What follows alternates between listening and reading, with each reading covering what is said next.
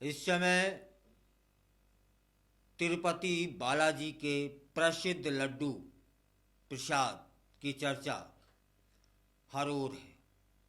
आज हम भी तिरुपति के प्रसिद्ध लड्डू प्रसाद की कहानी या इतिहास के बारे में बात करना चाहते हैं, जो न केवल स्वादिष्ट है बल्कि इसके पीछे एक समृद्ध इतिहास और धार्मिक महत्व भी है।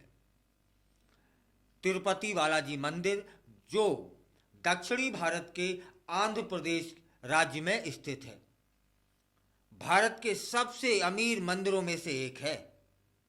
यहाँ भगवान वेंकटेश्वर की पूजा की जाती है और इस मंदिर का प्रसाद, विशेष रूप से लड्डू, भक्तों के बीच बेहद लोकप्रिय है।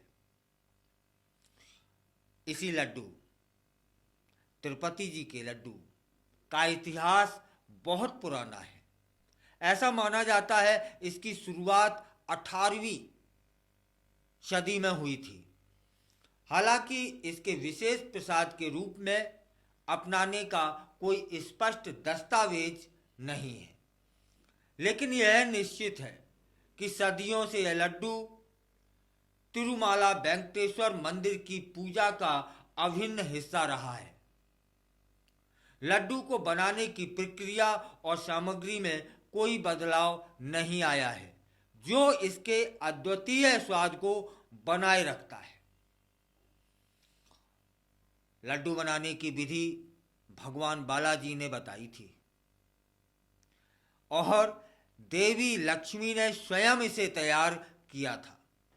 वो लड्डू है। कहा जाता है कि जब तिरुमाला की पहाड़ियों पर भगवान वेंकटेश्वर की मूर्ति स्थापित की जा रही थी, तब पुजारी इस उधेड़बुन में थे कि भगवान को क्या भोग अर्पित करें। तभी एक वृद्ध महिला हाथ में लड्डू का थाल लेकर वहां आई और उसने सबसे पहले प्रसाद मांगा। जब पुजारियों ने इसे भोग लगाकर प्रसाद रूप में ग्रहण किया तो वे इसके दिव्य स्वाद से दंग रह गए। इस प्रसाद का महत्व केवल इसके स्वाद में नहीं है, बल्कि इसके पीछे की धार्मिक मान्यता भी है। तिरुपति के लड्डू को शुभता और पवित्रता का प्रतीक माना जाता है।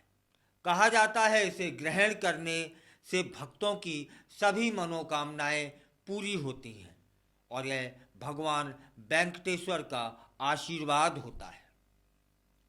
हाल ही में तिरुपति लड्डू को लेकर एक विवाद भी सामने आया है।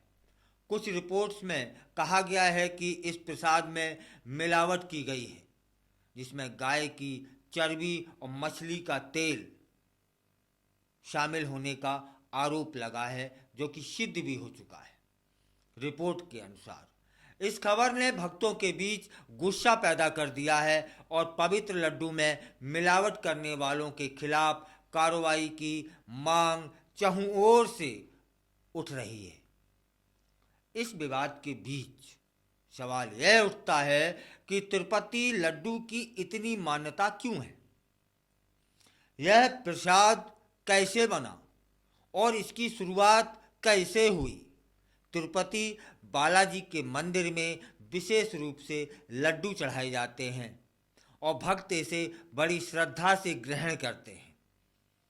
यह प्रसाद न केवल धार्मिक दृष्टि से महत्वपूर्ण है, बल्कि यह भारतीय संस्कृति का भी एक महत्वपूर्ण हिस्सा बन चुका है। इसलिए इसके साथ खिलवाड़ कतई बर्दाश्त नहीं किया जा सकता। चलिए, इसकी एक लोक कथा है, वह भी बताई देता हूँ। जब भगवान कृष्ण ने बचपन में लड्डू खा लिए थे, तब नंद बाबा और यशोदा जी ने उन्हें बार बार भोग लगाने के लिए बुलाया था। इस प्रकार की कहानियाँ इस प्रसाद को और भी खास बनाती हैं। तिरुपति बालाजी मंदिर में भक्तों का मानना है कि जब वे इस लड्डू को ग्रहण करते हैं तो उन्हें फिर से भगवान वेंकटेश्वर के दर्शन करने का अनुभव होता है।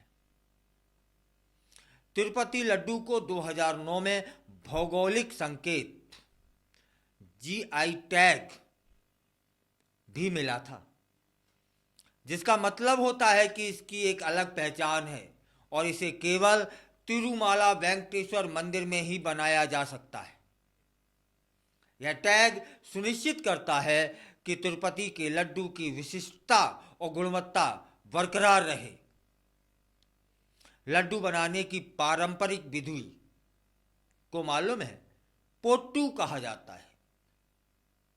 हर दिन बड़ी संख्या में लड्डू बनाए जाते हैं जो आकार में बड़े, सुगंधित और खास स्वाद वाले होते हैं। ये लड्डू बेसन, चीनी, घी, काजू, किशमिश, इलायची और अन्य सूखे मेवों जैसी खास सामग्री को मिलाकर बनाए जाते हैं।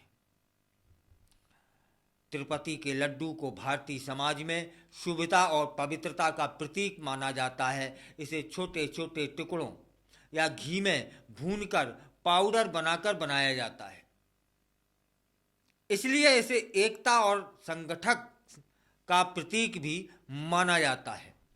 इसके साथ ही तिरुपति के लड्डू को बहुत ही शुभ और पवित्र माना जाता है।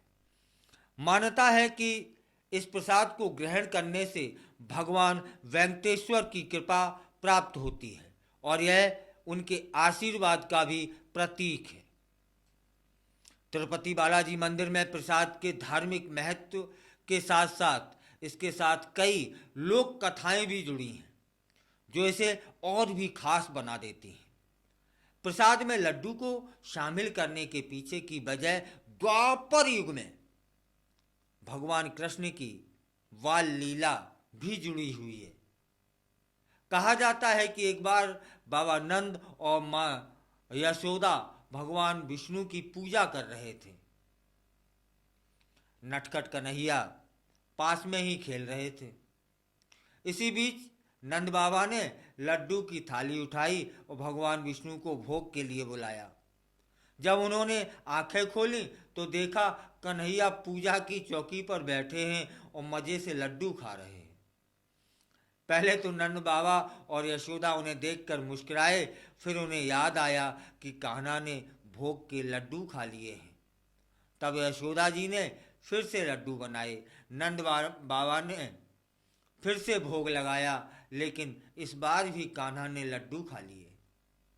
ऐसा बार बार हुआ। नंद बाबा के गुस्से में उन्हें डांटते हुए कहा, कान्हा थोड़ा रुको, मुझे भोजन कर लेने दो, फिर तुम प्रसाद ले लेना। तब कान्हा ने हकलाती आवाज में कहा, बाबा आप ही हैं जो मुझे बार बार भोजन के लिए बुला रहे हैं। उनके इतना कहते ही श्री कृष्ण ने अपने चतुर्भुज रूप में नंद बाबा और यशोदा माता को दर्शन दिए और कहा, आपने मेरे लिए बहुत स्वादिष्ट लड्डू बनाए हैं। अब से यह लड्डू मुझे मक्खन के साथ प्रिय होंगे। तिरुपति मंदिर में श्री कृष्ण का चतुर्भुज रूप स्थापित है जो भगवान विष्णु का सनातन रूप माना जाता है। तिरुपति का अर्थ तीनों लोकों का स्वामी होता है।